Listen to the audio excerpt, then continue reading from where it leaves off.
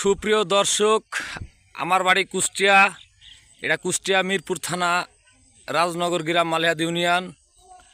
এটা হচ্ছে মাথাভাঙ্গা নদী।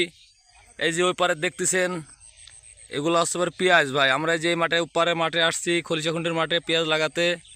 আর এই যে ডিপটা দেখতেছেন, এটা রাজনগরের মেম্বার বরকতের ডিপ।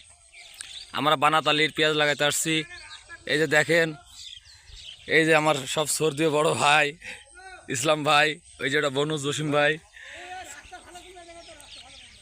রাস্তা ভালো, রাস্তা ভালো আপনার এই যে জায়গায়, এই যে পাশে দেন দেন কিনতেন। ঘাটের ধার তো অনেক প্যাক কাদায়, যে কচু পয়সি গেছে ভাই, কচুর দাম কমের কারণে।